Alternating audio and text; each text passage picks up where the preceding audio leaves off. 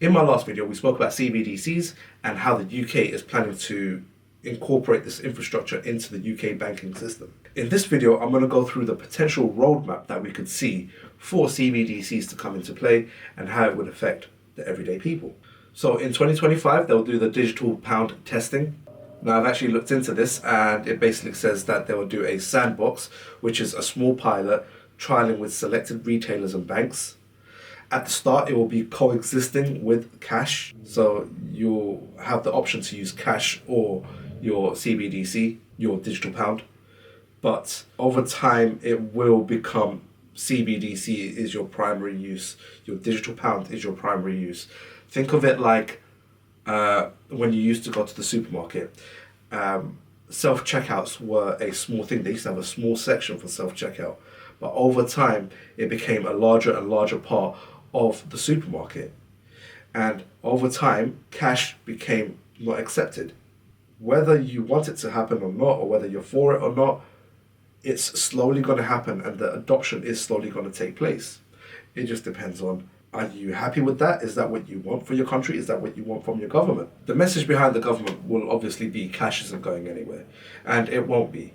And to be honest, in the future, what will end up happening is cash will only be for people that are going to be classed as basically collectors, right? Because the government's going to want to use the digital pound, the CBDC. They'll be able to track what you're doing. For the message that's, I believe, is going to be behind it, or potentially behind it, is for your safety. Now, it's up to you whether you believe that or not.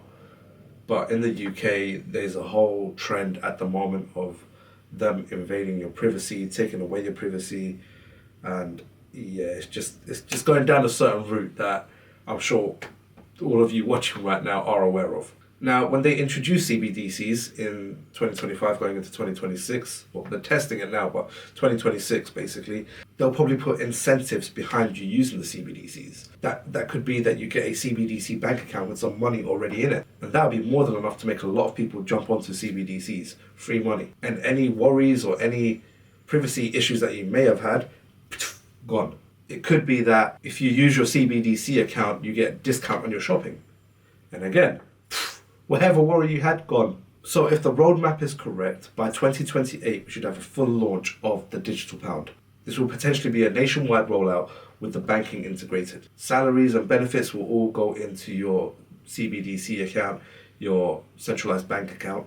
And for those that are elderly, your state pension, your benefits in general, will probably be all paid into your CBDC account. Again, this can potentially help towards reducing the element of fraud, because the government they'll pay those into your CBDC account, because the government will then have visual of where that money is being spent. Potentially, if you work in the public sector, your salary will be paid into a CBDC account.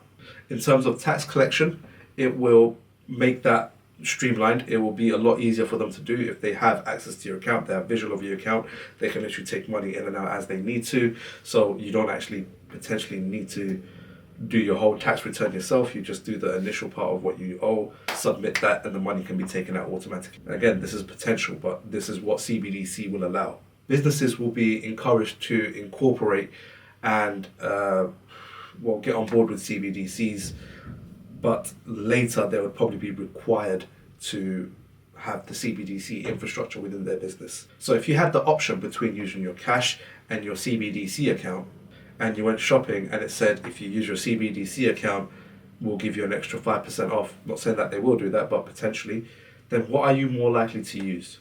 That's how the adoption starts taking place. In 2030 and 2032, they'll probably start introducing restrictions and alternatives. Yes, restrictions and alternatives. Now, this could be the likes of cash withdrawal limitations. The ATM network, I'm looking into it now, the ATM network is already shrinking, and cash services are actually becoming more and more costly.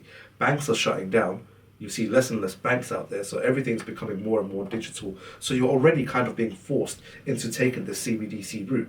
But as I mentioned, we're in the early stages at the moment. So there's still time to kind of raise awareness to the government if this is what you want or what you don't want. Banks most likely will stop offering services based on old money, talking cash. And when it comes to stablecoins and crypto, if you don't know what stablecoins are, again, there'll be another section on my profile. they will still be legal, but they will be heavily regulated. Think of it like checks today. Checks are still around and you can still use them, but very few people actually accept them. Between 2032 and 2035, it's going to be near enough mandatory use. Cash would have been phased out for everyday payments. Public message will probably go out to go along the lines of it's crime prevention, it's for the convenience of the economy, potentially to boost the digital economy. Certain sectors like the public sector, like public transport, government fees, healthcare payments, at that point it'll probably be CBDC only. And by this point, people could also have rules, stipulations, and even expiry dates attached to their CBDC digital pound. Think of it like DVDs. When Netflix came around, DVDs wasn't banned, but it became less convenient for people to use DVDs. So the adoption of Netflix just happened naturally because it was harder and longer for you to actually use a DVD, go out and find a DVD. So when things are made harder and less easy for you to use, your adoption to something new or what they want you to go towards will just seem like the path of least resistance. So looking at this chart, we're looking at early years, 2025 to 2030, CBDCs looks as an optional and attractive option, looking like it's modern and efficient. By mid-years of 2030 to 2032, cash becomes harder to use, stablecoins become restricted, and by 2035, the digital pound could be the default money with cash only for niche uses, which goes back to when I was saying cash will probably be for people that are referred to as collectors. I'm going to wrap up with this. CBDCs isn't going to be an overnight thing. It will be a slow cook, and there'll be subtle changes happening, some that you might not even be able to notice. But changes are happening until one day you look around and you realize that everything has become digital and that your financial infrastructure is based on a CBDC controlled financial system. If you want to keep learning more, make sure you're hitting the follow button, make sure you're liking the video, and please share to help raise awareness and educate people. Until the next video, MIA out.